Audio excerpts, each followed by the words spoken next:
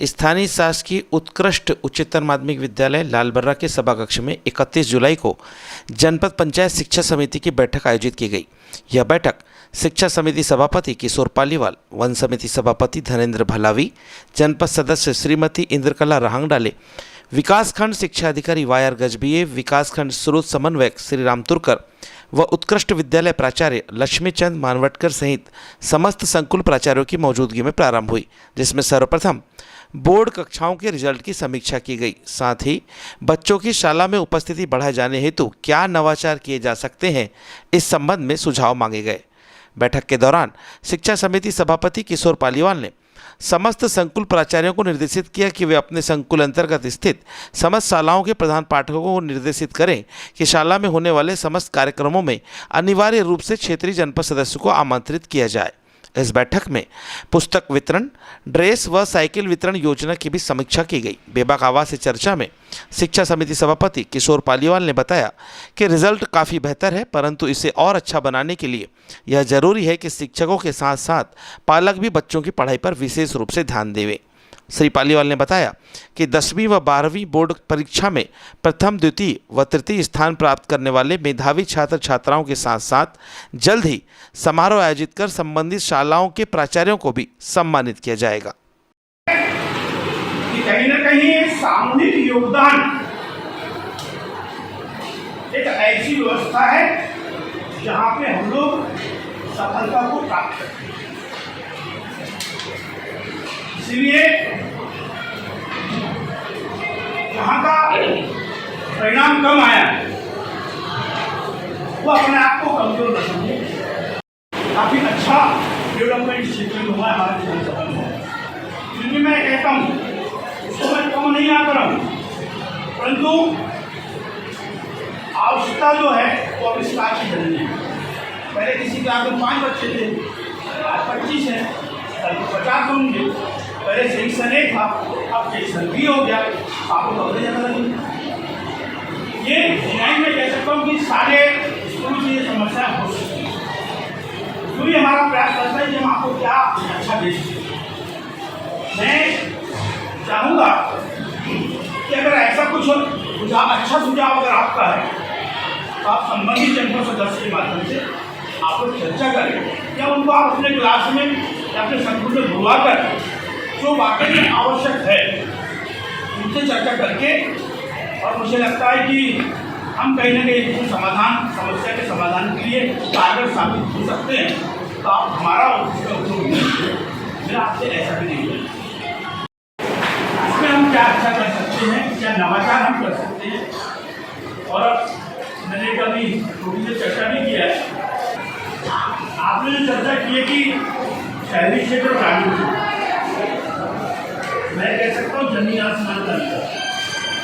अभी आप जो अटेंडेंस को लेकर चर्चा कर रहे थे ना, तो सबसे बड़ा कारण ये है शहरी क्षेत्र का कि अगर ठीक 8:30 बजे आपका अगर स्कूल लग रहा है तो बच्चा 7:30 बजे अपने मोबाइल लेकर रखता है और मम्मी से बोलता है खाना देते मैं स्कूल जा रहा हूँ।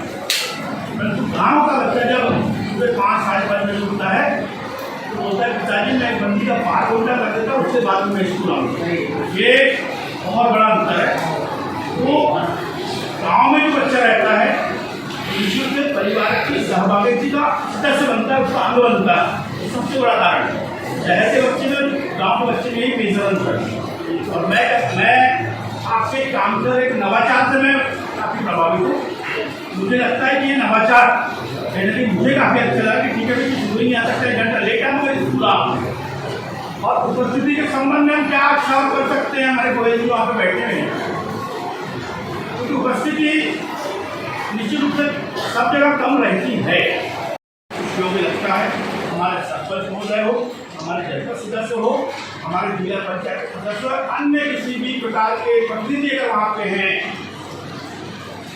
शासकीय कार्यक्रमों में, प्रवेश उत्सव में, स्कूल चले अभियान में, आप सबको आमंत्रण के माध्यम से बुलाने का सौभाग्य मिलना चाहिए। मेरा ऐसा निवेदन है। लोकसभा की आचार संहिता के बारे में हमारे परीक्षा परिणाम आने के बाद हमारी पहली प्रमुख रूप से दो हमारे विषय, परीक्षा परिणाम के ऊपर समीक्षा और नए बच्चों के प्रवेश को लेकर चर्चा। मुझे लगता है कई बार हम लोग व्यक्तिगत हमारे टीचर स्टाफ हम लोग चर्चा करते हैं, देखने में आया है परीक्षा परिणाम को लेकर, जैसे मैंने भी कहा भी है, केवल हम शिक्षक को ही दोष देते हैं। मुझे लगता है कि बच्चे की और पेरेंट्स की भी कुछ ना कुछ जवाबदारियां उनकी भी होती है। जहाँ छात्र और छात्राएं और हमारे पालक थोड़े से अगर लापरवाह हो जाते हैं तो ऐसी परिस्थिति में उस छात्र का और उस स्कूल का, जो मेरे पास में कैसे का एनालिसिस है, लगभग 23 से 24% रिजल्ट उस संकुल का या उस स्कूल का गिर जाता है, बिलो आता है।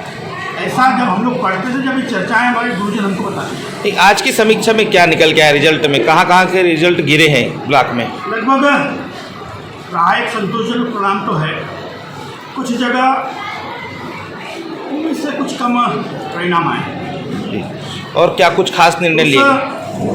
स्कूल के प्राचार्य को, संकुल के प्राचार्य को कहा गया है, क्योंकि आप केवल गुरुजन नहीं हैं, आप प्राचार्य नहीं हैं, आप उस छात्र के माता पिता गार्जियन भी हैं।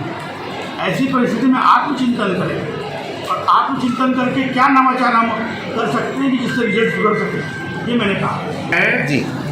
एक टाइम वाला जो आपने इशू बताया, इसलिए मैं अभी आपके ध्यान दे रहा था कि जब मैं घर से निकल रहा था 10:25 पर जी, तो हमारी मैडम लगभग 10 से 15 मिनट पहले वहाँ आ चुकी थी। मैंने अपने मोबाइल को देखा कि इसमें समय कितना हो रहा है, तो 10:25 हुआ था। हो सकता है किसी कारणवश हमारे टीचर कुछ लेट आते हों, ऐसा नहीं कि हर दिन लेट आते हों। जहाँ तक अभी आपको 2-4-8 दिन में जब क्लियर हो जाएगा, कुछ के ऊपर सस्पेंशन के वो आने वाले हैं जो लापरवाही बरतते हैं। परंतु ऐसे सभी टीचर नहीं है, सभी गुरुजन हमारे नहीं है, सभी पे आरोप भी नहीं, कुछ ऐसे हैं। तो मैं तो मीडिया के माध्यम से भी निवेदन करना चाहूँगा कि थोड़ा सा समय का विशेष ध्यान रखें, और ऐसी परिस्थिति में अगर बरसात भी अगर है तो अन्य माध्यम से, चाहे छतरी हो या रेनकोट हो, उनके माध्यम से हम लोग स्कूल पहुँचे, ताकि जो समय वाला जो विषय है उसको एक हम लोग समस्या मान के चलते हैं, उस समस्या खत्म हो जाए। अभी शिक्षा समिति के सभापति का सौभाग्य मुझे मिला है जी, और हमने तय किए अब केवल वो छात्र छात्रा ही नहीं जो मेरिट में आती हैं, अब उस स्कूल के प्रिंसिपल का भी सम्मान किया जाए। ये छोटी मोटी बात नहीं है, ये हमारे लिए बहुत बड़ी प्रेरणा की बात है। तो बालाघाट जिले की ताज़ा तरीन खबरों के लिए चैनल को सब्सक्राइब करें और बेल आइकन को दबाना ना भूलें।